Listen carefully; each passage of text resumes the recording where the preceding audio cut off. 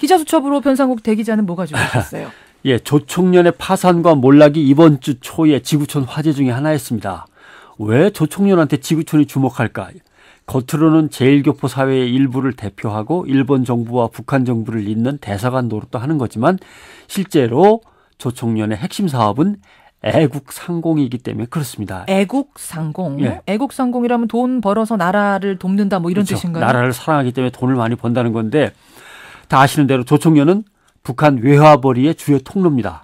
북한의 돈줄 노릇을 해왔죠. 이것이 애국상공이라고 하는 사업입니다. 예. 돈을 모으는 방법은 성금을 갖다 그냥 쥐어짜는 것도 있고 북한과 무역 거래도 하고 현지에 공장 설립도 하고 일본에서 빠찡꼬라든가 각종 불법 술집 약간 좀 성격이 안 좋은 술집을 영업해서 거기서 돈 벌어서 북한에 보내기도 하고 뭐 등등등 있습니다. 2011년 조총련 핵심 사업을 보니까요. 북한의 희천 발전소 건설 현장 지원 사업, 신의주시의 홍수 피해 복구 지원 사업, 평양역 앞에다가 식당을 개업하는 사업, 역전 총련 식당이라고 하는 식당이죠. 예, 뭐 이런 등등이 있는 거 보니까 여전히 애를 많이 쓴 것 같습니다. 그런데 이 조총련이 살림살이가 어려워지면서 조총련이 하던 금융사업이 무너졌습니다. 이 때문에 부실채권이 발생했죠. 부실채권이 발생하면 우리도 그러지 않습니까? 구제금융 들어가고 그렇죠. 나라 돈이 들어가는 거죠. 일본 정부가 구제금융을 줬어요. 그런데 이걸 갚지 못했습니다. 예. 그래서 조총련 본부의 건물과 땅을 압류당했습니다. 그리고 그게 경매에 붙여져서 드디어 낙찰이 됐습니다. 자, 조총련은 사업도 망하고 여론도 나쁘고 조총련의 거점마저 사라지면 이제 몰락하는 거죠. 그렇죠. 예.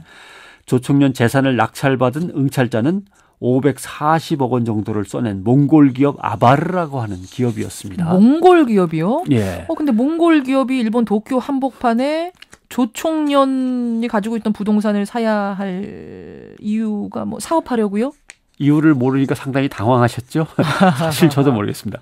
문제는 이 회사도 말씀하신 대로 수상하다는 겁니다. 그래요? 자본금이 겨우 70만 원밖에 안 되는 페이퍼 컴퍼니인 걸로 확인되고 있습니다.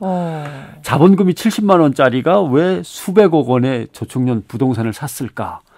이 페이퍼 컴퍼니는 도대체 누가 만든 누구 소유일까? 이에 대해서 대부분의 여론들은 북한과 조총련이 자기네 본부 건물을 타인에게 소유권이 넘어가는 걸 어떻게든 막으려고 실체가 없는 몽골계 회사를 이용해서 방해 공작을 펴고 있다. 이렇게 추측하고 있는 것이죠. 아니 조총련이 돈이 없어서 스스로 파는 건데 조총련이 또 사들인다고요? 그러니까 등기 이전이 안 되도록 계속 방해 공작을 하는 거죠. 거기에 이제 북한이 배후에 있다? 그렇습니다.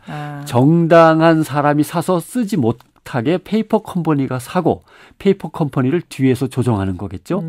그 페이퍼 컴퍼니는 산청만 하고 질질 끌면서 조총련이 거기에서 계속 일할 수 있도록 아마 해주겠죠. 그래요. 얼마 전에 김정은 위원장이 몽골 대통령을 북한으로 초청했어요. 그래서 정상회담을 가졌습니다. 김정은 위원장이 처음 만난 외국 정상이 바로 몽골 대통령입니다. 이걸로 봐서는 몽골과 북한 사이에 다 그렇고 그런 논의가 오고 간 거 아닐까. 그래요. 이런 얘기가 나오는 거죠. 자, 얘기를 다시 좀 돌려서 조총련 몰락이 이제 전 세계에 지금 큰 뉴스라고 말씀하셨는데 왜 몰락했을까요? 조총련은 한때 일본의 38개 신용조합의 점포만 180여 개를 갖고 있던 엄청난 조직이었습니다. 군대하고 경찰 빼고는 조총련이 웬만한 건 다 갖고 있다는 거 아닙니까? 술집, 빠찡코, 무역회사, 은행 뭐 이렇게 해서. 그런데 일본이 경제 불황이 길어지면서 사업들이 다 실패를 한 거죠. 그다음에 1990년대 후반 기억하시겠습니다만 북한의 고난의 행군 시대가 있었습니다. 사람들 33만 명이 굶어 죽었다는 거 아닙니까? 이때 김정일은 조총련에게 뭐하냐 지금 조국이 위태로운데 돈 보내라. 막 쥐어짰습니다. 그렇죠. 그래갖고 엄청나게 북한에 돈을 보내다 보니까 조총련이 거덜이 난 거죠. 그러면서 사업 망하고 돈은 딸리고 일본 정부의 구제금융을 받게 되는 거죠.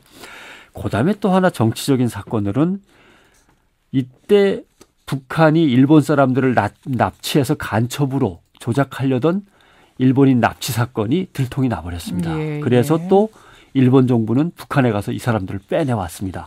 그러면서 일본과 북한의 관계가 엄청나게 나빠졌죠.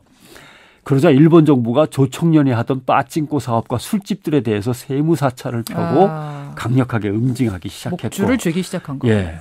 이런 일들이 벌어지면서 조총련의 위기가 이제 심각해진 거죠.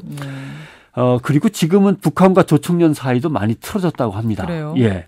왜냐하면 시작은 물론 1959년에 시작된 조총련계 제1동포를 북한에 데려가서 처음엔 대우해 주는 척 하다가 그 다음엔 불순분자로 몰아가고 그 다음에는 강제 수용소에 보내고 그 다음엔 또 간첩으로 활용하고 이러면서 조총련 사회가 이제 북한에 대해서 넌더리를 내기 시작했는데 그 증거로 보이는 것이 김정은 위원장의 어머니 고영이는 제1동포 출신입니다.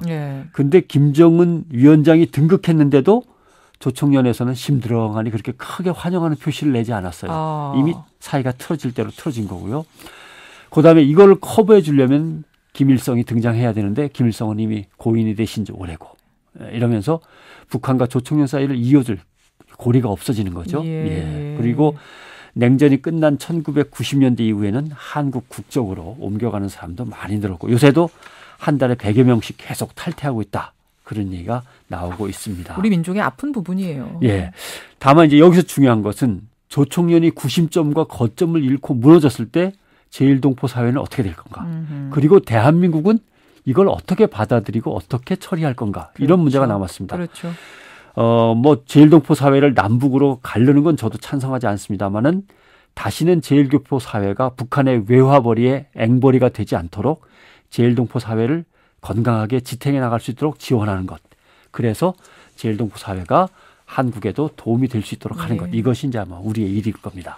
변상욱 대기자 수고하셨습니다. 고맙습니다.